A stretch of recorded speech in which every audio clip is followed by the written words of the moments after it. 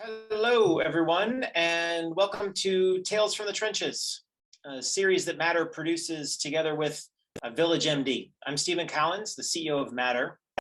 We are a healthcare technology incubator and innovation hub built on a belief that collaboration between entrepreneurs and industry leaders is the best way to develop healthcare solutions.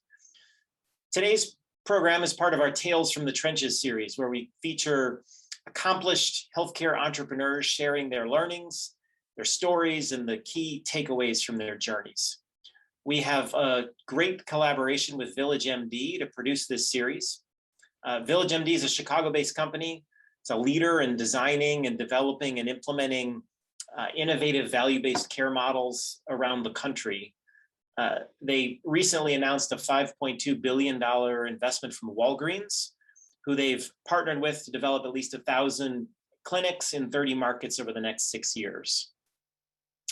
Our guest today is Sean Lane, a founder and CEO of Olive, an artificial intelligence company that automates workflows within health systems.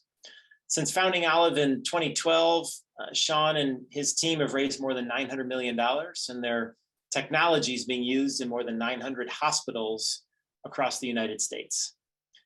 Sean, as we'll learn through the course of the discussion, has an unusual background for a healthcare technology entrepreneur. He was an intelligence officer in the Air Force and spent most of his career at the NSA, building software to solve intelligence challenges. After leaving the military, Sean was drawn to healthcare, and I look forward to hearing more about that from him. Our moderator today is Mike Roberts, who is the Chief Technology Officer of VillageMD. Mike joined the company in 2016, and he and his team are really at the heart of enabling the value-based care solutions that allow the company to scale. Thanks, everyone, for joining us. Mike will now kick off the conversation with Sean. So, Stephen, thank you for the warm welcome for both Sean and myself. I always really appreciate spending time with really incredible healthcare leaders across many different capabilities, doing many different disruptive things. So I appreciate the warm welcome. Sean, it's also very nice to meet you and get to know you just a little bit over the course of the last few days. I'm really looking forward to our time here together. It's really incredible to read about Olive. I know a little bit about them as we've talked about. We do share an investor, but I'm really looking forward to our conversation today as well. Yeah, likewise, Mike. Look forward to it. Awesome. So Stephen touched on something that I wanted to start with. You have just this really, I would argue, unique and incredible background, and this intersection of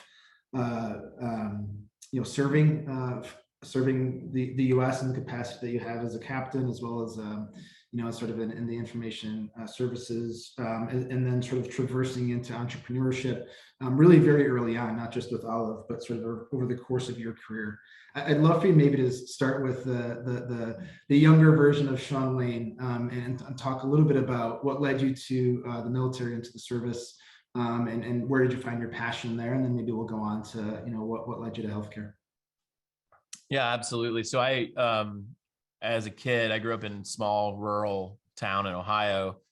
But growing up, I always wanted to be a spy. That was kind of like the coolest thing I could think of. And my dad was in the Army National Guard and used to bring home lots of books about weapon systems and military strategies, and I would really voraciously consume those. And I really had two things. I wanted to be a spy, and I was really into computers and really into technology and the early internet and coding, and really fascinated by that. Ended up going into military intelligence after undergrad. I was an Air Force intelligence officer.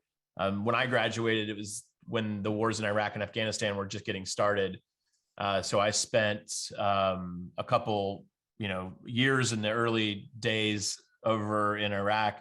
And what I realized as an intelligence officer is like technology was an unfair advantage. Like that was what intelligence was more about, less James Bond, I guess, and more Q in that sense. And while I was on my first couple tours in Iraq, the leaders above me said that I should go to NSA because National Security Agency was like a place where nerds who want to be spies go. And it was it was an incredible experience. We were dealing with some of the biggest and hardest technology challenges ever confronted. We were dealing with magnitudes of data that were mind-boggling, hundreds of not millions of rows of data every second, all from heterogeneous sources. And we were really kind of thrown into this environment where we had to make sense of that data very quickly and then build software applications on top of it. So I had the opportunity to lead software teams and build really incredible products for this kind of life or death scenarios. And it was a crash course in technology. And I parlayed that into my first company in 2007. Got out of NSA to start a company with several engineers and built products for the intelligence community. And that was really my first entrepreneurial experience of doing that company. Awesome. So I'm sure there's a number of things that you can't tell us that you worked on, and it sounds like you're solving or you had solved problems that were largely around data variation, data volume, and decision making. Maybe just talk a little bit less about the specific, specifics, but more about some sort of how you thought conceptually back in the day, how you thought about solving some of those problems. So the big challenge we were confronted with at a high level at NSA post 9/11 is that we realized none of the agencies are really sharing data. And we had built these silos, these fortresses of data. And, NSA, NGA, DIA, DEA, FBI, CIA, there's many more letters that I could probably rattle off, had their own unique systems and very, very valuable data inside them. And it wasn't really until the impetus of 9/11 kind of forced us to start sharing that data when the real value started to get unlocked and the real knowledge around, what we could do to find these threats. And it was at its core, the technology that unlocked that was graph technology. So the ability to do entity extraction and entity resolution at scale and connect these disparate data systems together became very, very powerful. So at that point, I became like a graph guy, and it's really core to everything we even do today at Olive. Like the real brain of Olive is a knowledge graph, and it's been for me, nearly 20 years of doing the same thing, but in different capacities. So that was a lot of the challenge, is to bring the data together and unlocking these silos that were not interoperable at all. Yeah. Well, we'll certainly get to Olive here in a bit, but can't think of a bigger challenge to be solved in healthcare in many respects. But maybe going back to making the decision to leave the NSA and go ahead and start your own thing, just maybe take us through the moments in time, the weeks in time as you're making that, I'm sure, pretty tough decision, one that maybe you're pretty excited about too, but how did you come to the conclusion that you wanted to go ahead and start your own business? Well, it was there, the Air Force and then subsequently NSA had been really incredible career moves for me as an officer. I was kind of ahead of my peers group. I'd been selected for this program that I was in, way ahead of like the norm. So I was like a few years ahead. I had the opportunity to go to a couple other programs that normally one person doesn't get to do both, and I had that chance. So I really wanted, if I was going to be a career military intelligence officer, I wanted to try to become a general officer, like a general one day. And I was in Afghanistan at the time, and I called my fiance on the satellite phone and told her the same thing I always tell her, which is I'm going to stay longer. And it was really in that phone call, she said to me that, like, is this going to be normal for the rest of your career? And I'm like, well, probably. And we kind of decided that starting a family was going to be really important to us. And, we were rethinking the idea that to pursue a career towards becoming a general officer. So the first thoughts I had were, well, I can get out of the military. I can get a job at Northrop Grumman. That was like an idea. I had this kind of offer to be the deputy of like one of the space operations. And I was like, oh, that sounds pretty interesting. Move to Redondo Beach, California, and take on this government contracting role. But then I met this guy who was my counterpart in Baghdad. So I was in Bagram in Afghanistan, and he was in Baghdad, and he had just recently gotten out of the military and started a company.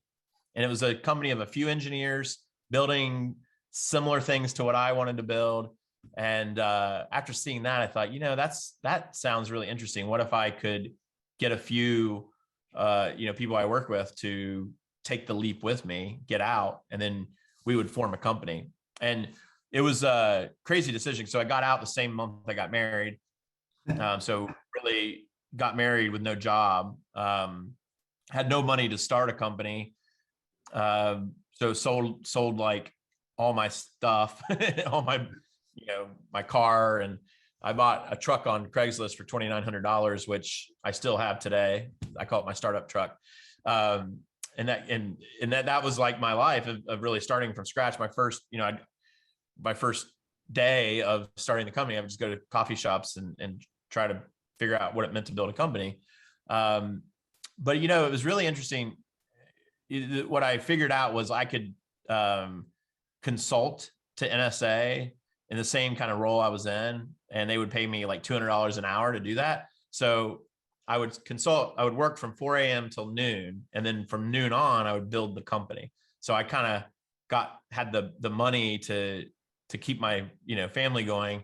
And then I would build the company from noon on. And that proved to be it was a hard time, because you wake up at 2 and get into work at 4, and then you got to build a company after your day is already in. But it worked out. I didn't raise venture capital or anything like that.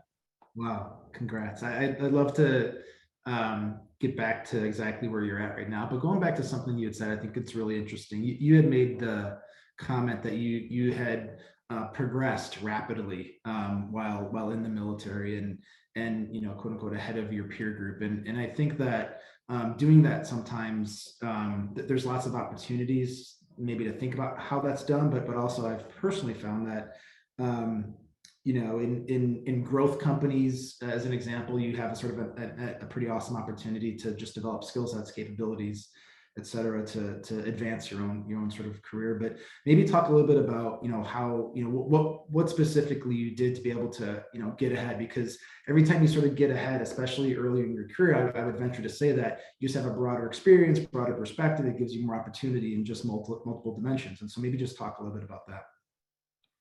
It's a great question. I think I can go back to like several points in time when the realization of like how to, I guess, succeed came clear. And it was really through leaders that I had that believed in some of my ideas, right? So like when I first became a lieutenant, I had a leader who I went to Miami University undergrad, and my first duty assignment was like to teach there for a couple months before I got my clearance.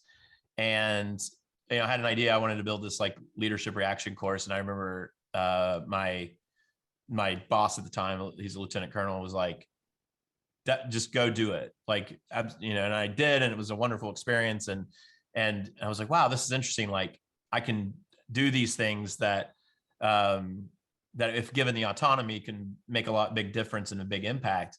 And that happened several times throughout my career. But I had this epiphany when I was in Iraq on my first tour, and we were getting rocketed, which we did often, but like rockets were coming in, and you're just kind of, it's at night, so you're like sleeping, and all of a sudden explosions start going off around you, and it's like you can't really do anything about it other than just hope one doesn't fall on you.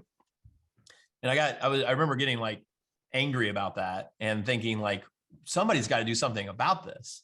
And it kind of hit me at that moment, like, well, wait a second, I think that's me. Like I'm supposed to do something about this. And you realize that there's not a system out there that you can just ride along. Like it's not like this thing is not going to just happen and you're going to happen with it. Like you are the system. Like you are the thing that's making it possible. You're the thing that makes it work. So that epiphany was interesting for me because I focused on that problem. I obsessed about that problem of being rocketed, and I came up with a solution to help us not get rocketed anymore. And I found another leader who was interested in the idea and gave me the opportunity to do it.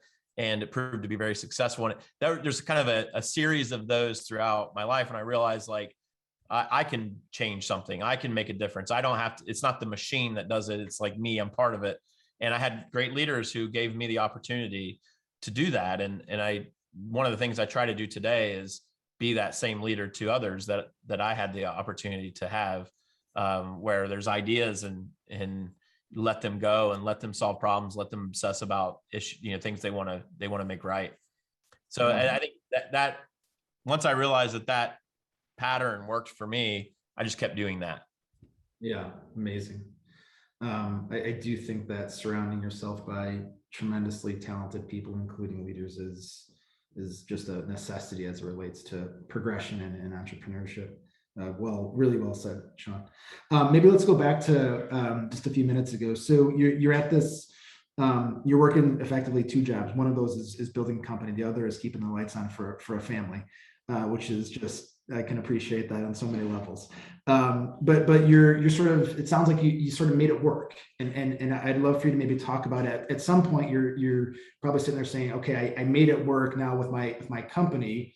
What do I want to do versus with my job that I'm working at from 4 to 12? And how do you make the sort of decision that you're ready to do the next thing, whether it's expand that company or go do something else? What was that decision like? Well, I didn't know what venture capital was, and I didn't even know to go get it. And I didn't, and it probably wasn't a venture backable company anyway, really. But I did it little by little, frankly. The $200 an hour kind of salary for me at the time was an incredible amount of money, and I didn't need that much. So, I took some of that and I invested into the business. So I hired somebody else. And then that person did the same thing I did. And then we took that money collectively and hired somebody else. And we just kept kind of adding little by little. And then we had this product. We had built a cellular system, just to kind of put it broadly. And we thought it was pretty cool. It had good software on top of it. And we wanted to sell it. And we went to Lockheed Martin actually, and they were interested in doing a pilot project with this new technology we had built. And we sold the first license of our software for $87,000, I remember. And I was like, all right, like that's real revenue. Like, let's take that and then let's go hire some more people. And then we took that same technology and we went to the Army, and the Army, their first purchase was 1.2 million. So then I took that and hired more people. So we expanded very quickly. We ended up growing that to 20 million of revenue on a yearly basis. So we grew it. The software worked really well, and we were able to build some really incredible things, but it really was incremental. Like, we were always cash flow positive. We were always profitable. We were growing as our company was growing. It was a cool company. It was a cool opportunity. Yeah. Awesome. So you're at this incredibly successful bootstrapped company making, top line revenue of 20 million a year. And now where do you go from there? Yeah. So we, at heart, I'm a technologist, and I like to build technology and products. So we were building more and more and more products, like really awesome stuff. As I look back at it, I still look at it, with a lot of pride. And I think it was really neat things that we were coming up with.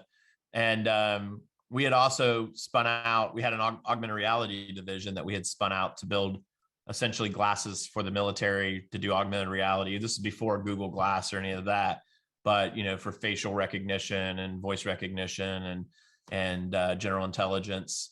And so we spun that out as a separate company. So I had the kind of this holding company starting to be created. And then one day a strategic defense company came to us and said they'd be interested in buying the company. And I was like, oh, that's cool. Like, that sounds like an incredible amount of money. And I went down the path of considering that. I said yes, basically. And we were going through the integration, well, not even the integration, like the diligence prior to signing the definitive agreement on that sell. And they came up, they handed me the list of people that they were going to get rid of. And I was like, whoa, whoa, whoa. Like, these are the people, these are the people I've been building the company with. Like, I didn't agree to like get rid of a lot of people. Like, oh yeah, those are synergies, and that's just what we do. Like, that's how we, make money on these acquisitions. And I was like, deal's off. Like, I'm not doing that. So I walked away from that deal. And then 2 weeks later, a private equity firm came and said, well, we would like to buy your company. And they offered more money. I was like, oh, that's even more interesting.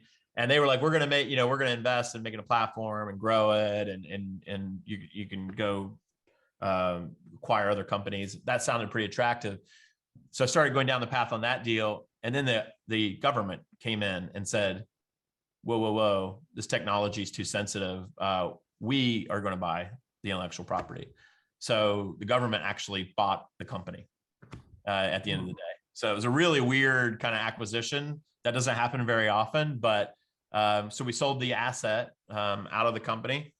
And then we had this kind of shell of a company, and we started to do services work inside that shell. That company, that services company, actually still exists. They have about 100 people, and it's operating in Maryland today. But it's a separate entity, but they kind of arose out of that asset sale. But then I was like figuring out what I was going to do next. We had gone through this acquisition, changed our kind of financial situation. And I was looking at like startups and investing. And I started really getting into this idea of growing companies and helping others. My wife and I decided at the time, like, we want to help 100 people become millionaires. That was our, by helping invest in these companies. And that was kind of our goal at the time. Wow.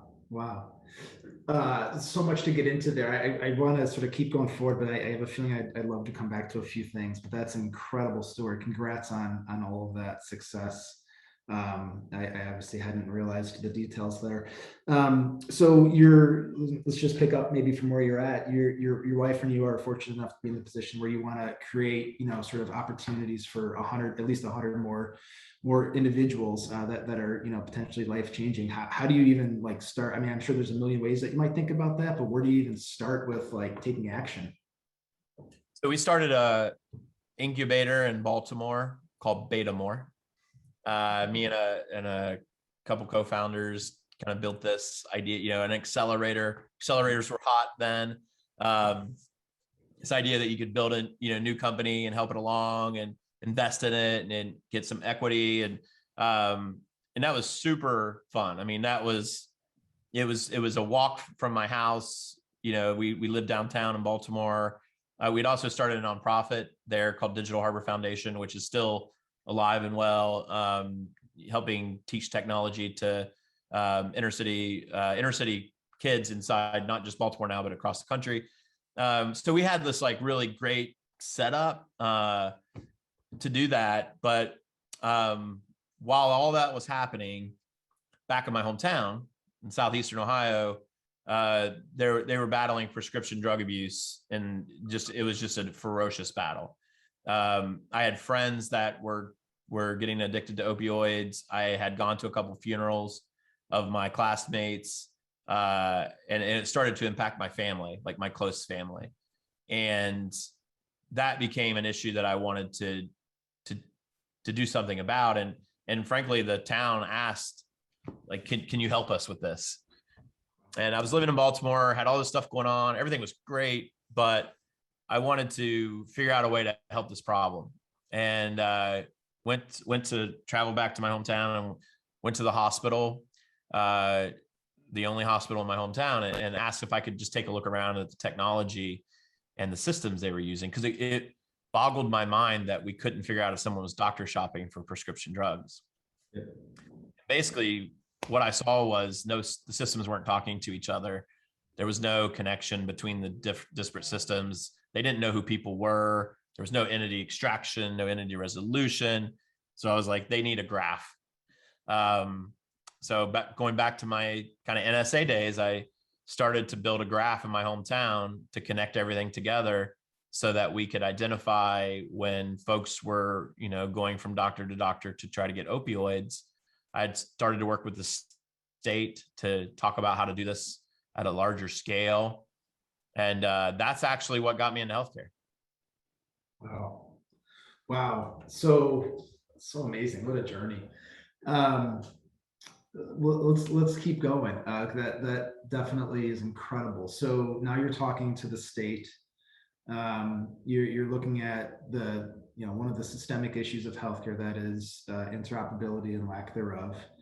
And you're dealing with, I'm sure it sort of is weighing heavy on your heart, a problem, a social problem in your hometown. And you got a great thing going on back in Baltimore, and you're talking to the state. And what's going through your mind at that point? Yeah, it was interesting because at the time it was really an initiative to help that problem in my hometown. But as I start to focus more on that issue, I realized that the connectivity between systems creates a lot of problems in healthcare. And one symptom is the inability to know if someone's doctor shopping, but there are all kinds of symptoms. The clipboard, the wooden clipboard with the yarn pen with the duct tape on it, like that is also a symptom of the same problem of these things not being connected. And so we started to think about, like, how could we do this at a better scale? Again, it wasn't really a company at the time. Like, we were thinking through how to solve this problem, but the state of Ohio was like, hey, like we want this to go broader. So we decided to form a company. And again, like, I was traveling back and forth from Baltimore to my hometown. And then while I was in my hometown, there was really economic decline that was happening in my hometown. It's a small town. It's on the river. But it was very depressed. And I wanted to help the economic situation too. So I started to open up some, like, a restaurant, like little things like that, and inspire some entrepreneurship in my hometown. And I started actually that services company, that the defense services company. I opened a branch in my hometown so that we could have software engineers in my hometown, which is very different kind of demographic of worker. And while I did that, this governor sent someone down to do the ribbon cutting from his team. And the person on his team that he sent down for the ribbon cutting was a guy who was on sabbatical from Sequoia Capital. And so this guy shows up to my little hometown, Gallipolis, Ohio, and for the ribbon cutting, and we meet for the very first time. And he was like, what are you up to? And I was like, well, I got all this stuff going on in Baltimore that I'm excited about. I got an incubator, I got this augmented reality company, I got all these investments, but I'm building this internet of healthcare in my hometown. And he was like, whoa, stop everything that you're doing. He's like, don't go build another small company. Go build a massive company and change the entire industry. He's like, I'm leaving, I'm going to leave Silicon Valley. I'm moving to Ohio. One of my partners is going to come with me from Sequoia. We're going to build a new fund, and we want to invest in your company. And we want you to build this internet of healthcare idea. It was based on identity predominantly. We wanted you to change the industry. I was like, whoa. So I had never, ever contemplated living in Ohio again, frankly. Like, I just never assumed I would come back. And I never contemplated building a big company. And it was a very different way of thinking. Like, cause I had thought, build a company for, with 20 million revenue, sell it, do it again. But I never thought, like, what if you built a company not to sell? Like, what if you built a company that would be around for decades and maybe a century? And like, what if you had an R&D budget of $1 billion? Like, imagine the things you could do, the problems you could solve, how you could fundamentally change an industry with that kind of technology capability.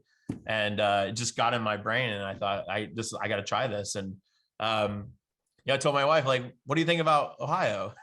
That was tough. Yeah, not part of the plans to move to Ohio, for sure. Yeah. Amazing. So so much in there as well. So you started out by bootstrapping and thinking about making, a couple people into a couple more, into 10s, 20s, 30, 100 people, and then selling. But I have to imagine that part of that is there's some and just thinking about like, this is mine, I have this, versus taking in, having to quote unquote deal with investors or deal with, others that are part of your, for lack of a better term, cap table. Maybe just like, how long did it take you to sort of process, like, is this a good idea? Like, do I really want to do this, with some third party, or do I not? Like, just maybe take, because I have to imagine, was part of the decision making process.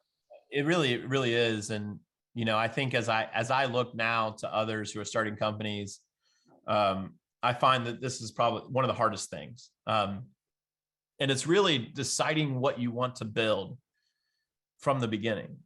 And so I had one investor came second, but he said, there are two kind of companies out there: $0 million companies and $0 billion companies. And I was like, oh, that's an interesting way to say it. Basically, like, there are companies that could be worth $100 million, like incredible companies, like employing so many people, great for an economy, great for everything. I mean, these are really important, valuable parts of our economy. But the decisions you make and the people you hire and the things that you do, the way you spend resources that you have, and even the metrics that you find important are different in a $0 million company than a $0 billion company. $0 billion company is, we're going to build this thing for scale and growth, and it's going to be worth potentially billions of dollars so that we can employ thousands of people, so that we can build some of the most amazing products, that's ever been made. And like, I think early on, you have to decide which one, because the decisions you make are going to be very, very different. And I had already done the other company I'd already built, like the smaller company that was, again, fantastic experience. Even today, we go back to the alumni and talk to them. It was a great experience for everyone.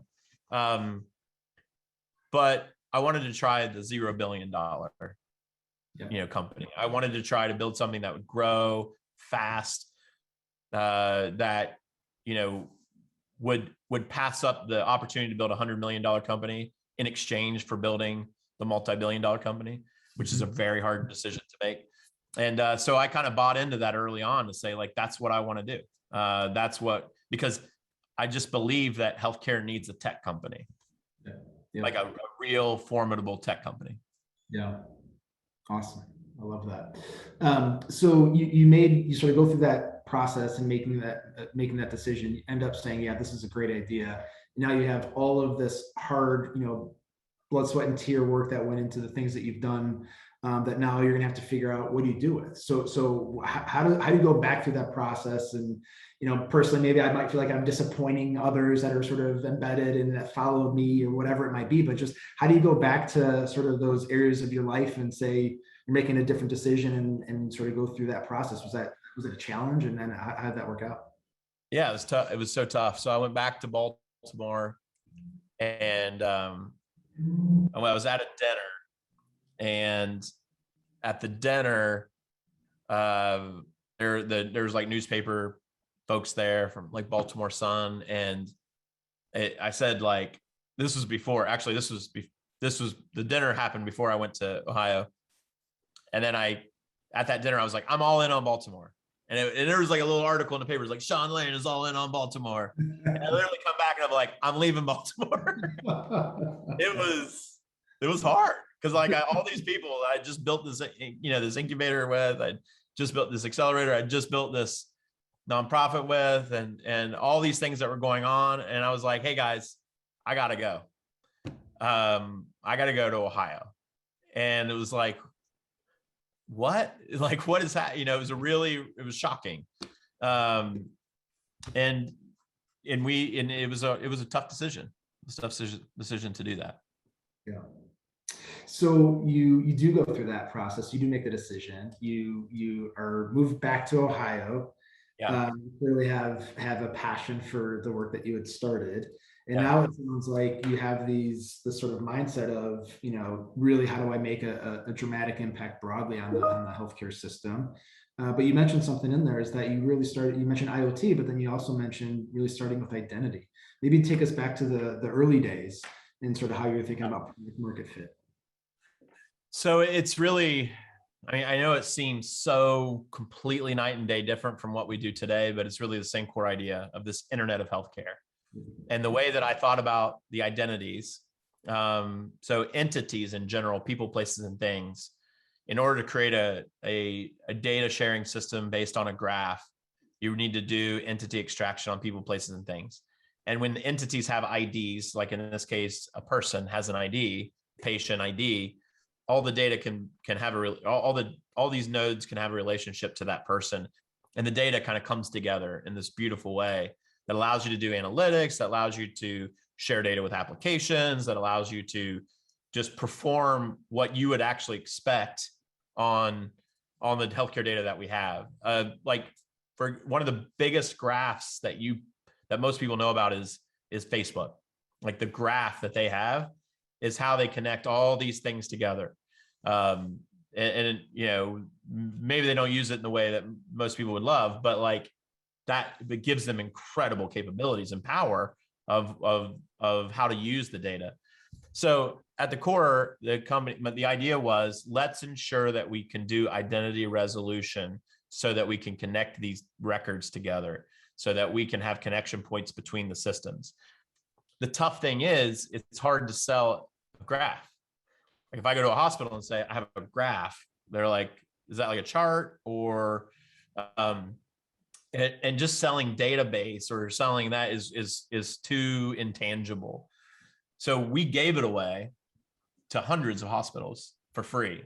And we got these connections on data on people across, 70 million identities. But when I was there, I kept noticing that they had these cubicle farms effectively, where people were doing the same thing over and over again, and these repetitive kind of tasks. And it really dawned on me while I was there visiting all these health systems that these were human routers. Like their job was to route data out of one system into another, out of one portal into another, out of one piece of software into another. And they were using, keyboards and mice and fax machines and email as their routing engine. And I realized, I stepped back, I was like, how big of a problem is this? And I was like, okay, there's 16 million employees in healthcare. It's the number one employer in the entire country. And the estimates are 25% administrative costs. So 4 million human routers. And at 4 million human routers, what shocked me was that's like almost 9 billion hours of human capacity. Like where you and I could be doing something different, 8.6 is the number, billion hours of human capacity wasted every single year, and about $1 trillion of cost. So I was like, wow, if we can use this knowledge graph that we have to automate this routing process of data and these workflows that are crushing the employees of healthcare, I think we could make a big difference. And that's where we started coming up with the idea of building an AI worker. And the cool thing about it is that it's not just a automation or like a script. It is a worker that has all that data plugged into in this case, her brain. So all the data from all the connections of all the systems, of all the workflows is in one brain. And now these workers have access to that as they're working, so they can work accurately and faster and more efficiently. And the cool thing is too, that gets smarter and smarter and smarter and smarter every time we add a customer, every time we do a workflow. And so it's kind of this infinite scale of wisdom sharing. So anyway, that's how the idea came to be.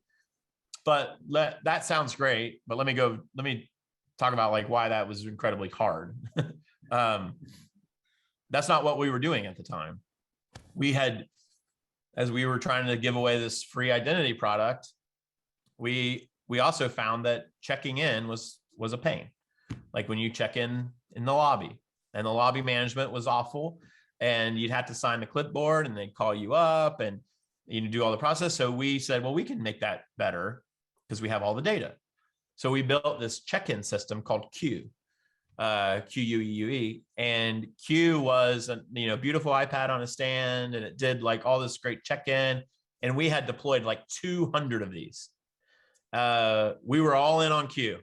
But the problem was I mean, a lot of people loved it. They're paying for it, but the unit economics weren't good, meaning like we were spending a lot to sell them. It would take us 2 years to recover what we're spending to sell it. The margins weren't great. The sales price weren't increasing, the average sales prices, and the market was kind of small. So I had a decision to make. I either build this $100 million company, like certainly could have sold it for $100 million. I mean, it was a good company, or kill it and go for the bigger win, I would assume, with this new AI worker product. Now, the AI worker hadn't been built yet, and it was just an idea that had been percolating for a while.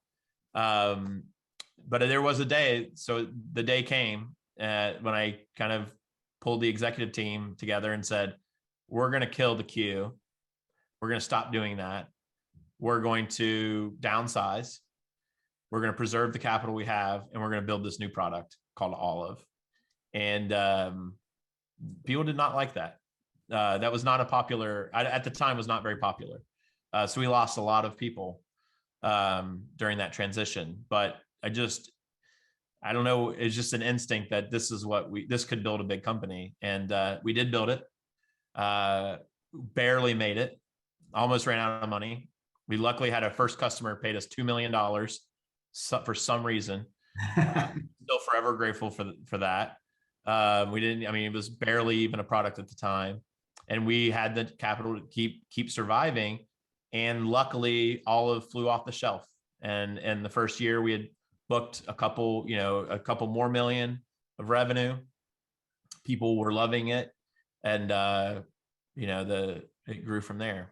But yeah, it was a tough pivot. Wow. So let's maybe go back to that. It is such a great challenge that you described so eloquently. At that point, I imagine you have you have external investors. You have Sequoia or whomever on your board. Is that right? Yeah. So Drive Capital, the guys who left Sequoia. You're not only having to have, we'll get to the really hard executive and employee conversation, but you're having to have a conversation with your board. And you're talking about, how, you have the successful company, but you want to shut it down to do something that's unproven. How does that conversation go? I go back to what I said earlier about, like, I've just been super lucky to have leaders who have believed in these ideas and enough to say, do it. And the saying goes, with the most influential person, kind of investor on the board was Chris Olson from Drive Capital, co-founder of Drive Capital. And it was a tough conversation, but I laid it out. I talked about why the technology was a moat. It was actually very hard to do and do it well. I talked about the market size and the potential that it had, and talked about why I think we could get there with the capital that we currently have. And frankly, he believed in it and supported the decision. And it was a hard decision, because not only were we abandoning this product. I mean, I actually, after making the decision, within a few days found a buyer to take the asset, and I sold it for $0. So I said, here's 280 implementations with revenue. It's yours. Take it. It's gone. I just want to focus on the future. So anyway, it was like a tumultuous period for sure. Holy cow. So then maybe let's go back to your internal meeting. You're talking with your executive team. You're ultimately having to make a call on how to, think about the business going forward. You're contemplating eliminations as part of it, but it sounds like there are also some voluntary eliminations as a result. Just maybe go through, have you ever had to go through that before? Obviously it would have to be likely in a different capacity, but I have to imagine that was so incredibly challenging knowing that you're dealing with human beings on the other side of that. Yeah, it was brutal. I mean, the funny thing is that conversation I had with the executive team was not the first one. It was the second. A year earlier, we had a couple products that we were working on in the market and assessing whether they would make it. And we had made the decision to focus on Q, and we got rid of some other stuff. And at that time we downsized. So we'd gone through a year earlier, what people would constitute as a RIF, a reduction in force. We went down to kind of bare bones operation. We had built back up from that. So these, my team was, kind of had the battle scars of just going through that. And I came to them a couple months after that and I said, I actually don't think this product's going to work. I want to try this other thing. And I didn't even call it Olive at the time. It had, what was the name? It was, the name wasn't the initial meant AI. I can't remember what the name was, but so I have this idea to do this automation work or this AI worker. And I presented it to the team 2 months after we had just riffed, 2 months after we had decided to focus. And they basically were like, shut your mouth. Like, no, absolutely not. You are crazy. We're not doing that. And I was like, okay. So I backed off for like 10 months. And then even after 10 months of scaling this thing, I came back and said, no, we're doing it. Like this is a done deal. So, we had to go back to that same reduction in force. And, if you look back at the first 4 years of the company and those people who were there during that time, it was a tough experience because not only did it come with all the other things that startups come with, it came with these really hard decisions being made of stopping products, shutting them down very quickly, what could seem to be abrupt, running out of money constantly, reducing our staff, going from 100 to 30 to 60 to 20, which was what we did. And then there are a few that are still here at Olive through all of that, which is amazing. There are several who are, that moved on and are what I consider, so critical to our journey. They made a lot of sacrifices along the way, and we honor that. And the only way we can honor that is by being successful now. Yeah. Wow, that's amazing.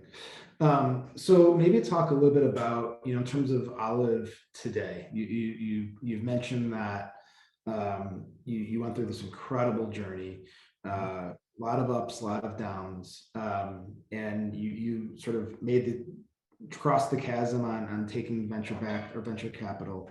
And now you just closed a massive round earlier this year.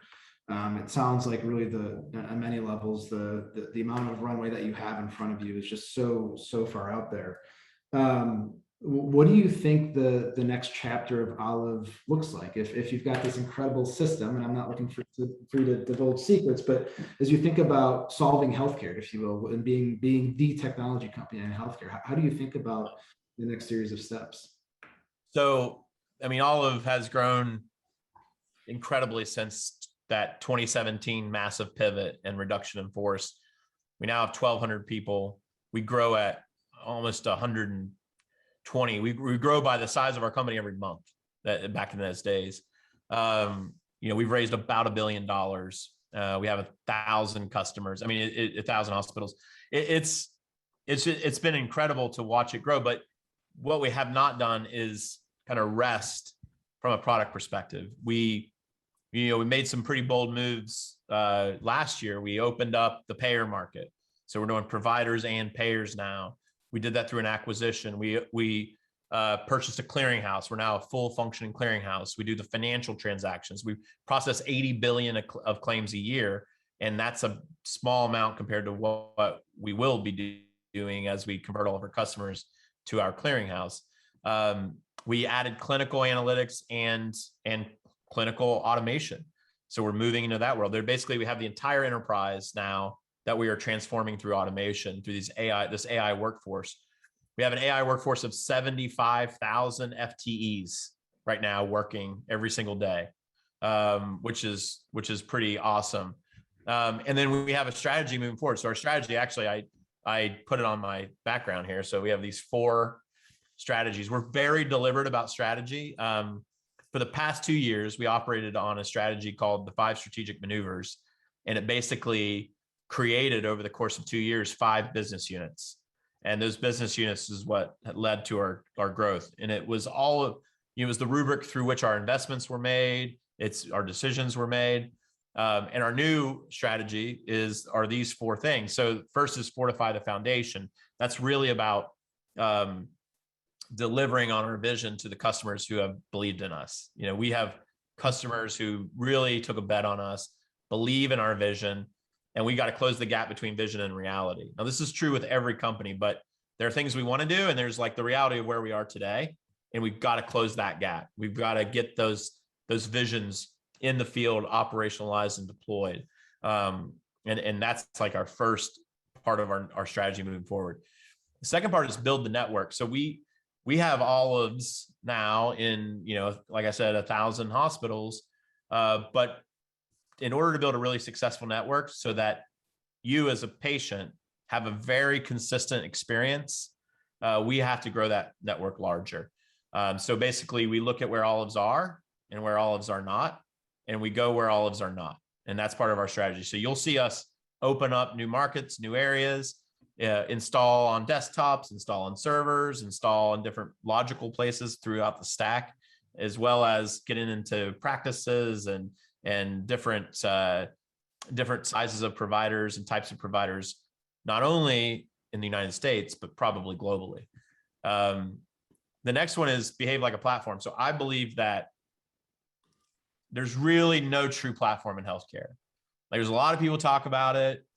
There's platform E type things out there, but to behave like a platform means that you want 10 competitors building on it. You want 8 different, weather apps, or 80 different weather apps. You want a lot of openness. You want anyone to come. You want to create a marketplace that has distribution, that has developer tools, and the developer has to be really important. I believe that the next kind of big technology creations are going to come from hundreds of thousands of developers in dorm rooms and basements and garages and other companies, not just Olive. We've only created 75,000 FTE worth of AI workers, but with the platform, thousands of developers can create thousands and thousands more. So we want to really introduce this platform. We opened something called the library recently. We now have almost 50 companies building on this platform, and we're distributing through our system. And then the last piece is of our strategy moving forward is about information assurance. And I know this is not normally part of a strategy. It's usually I have SOC 2 or I have high trust or whatever. We're not talking about compliance. I'm talking about going a little bit back to my roots, where our customers are being attacked every single day by foreign adversaries and cyber criminals. It is their reality. And I don't think they have the technology to equip them to properly kind of discover and defend against cyber threats. So I want to, through our platform, help them do that. I want to help protect our customers. That's one. Two, I want every person to know where their data are and where it's going and where it's been, and then have control over it. So if your data is going from a hospital to an insurance company, you should know about it and you should have a say over that. And then the third thing is we want to create super high trust, a level of encryption and compartmentalization and security that goes well beyond any of the minimums out there. So that's our strategy for the future. Awesome. That's really, really neat. So there's been a handful of questions that have come in. I do want to get to one just because we're sort of on topic on it. I think I know this, but I'm curious. One of them is just simply, where did the name Olive come from? So I wanted to create a name that was a person and a thing. I'm a kind of Turing AI. I subscribe to that version of artificial intelligence. So I think the Turing test of not knowing the difference between a human and a machine is important. And then I also I like the brand Apple. I think it's a cool brand. I think it's an awesome name. So I was looking up all these different names. I looked up one-word fruits, and olive is a fruit. And I was like, oh, that's a cool name. It's also a person's name, and it's a thing, and it has the word live in it, which is super cool for healthcare. Yeah. And you say it all of the time without realizing it. So it's instantly familiar. And then the O itself is pretty iconic. So, and the other little hidden thing, I don't think many people know this. The O is actually a circuit A circuit is the most nuclear element of work. Like when you do a workflow or process, you're completing a circuit. And with all of the circuits not complete, like the idea is like our work is not done. Yeah. So it's like the incomplete circuit in the end. Fantastic. I did not know all of that, so thank you. Sean, we're at time. I could go on for another hour. Hopefully you would be willing to as well, but unfortunately I know that we've got our time is now at the end here. I really appreciate the conversation. It's always incredible to speak to such amazing individuals with such amazing stories. I'll be honest, and I think it came across in the chat. It's like, when is who's going to pay Sean to do the biopic? Because I do think that your sort of background and journey is movie worthy. So I wish you nothing but the best. I do hope to stay in touch with you personally, and I thank you for your time today, Sean. Thanks again. Thanks so much, Mike, and thanks everyone else for listening. I appreciate it. Take care.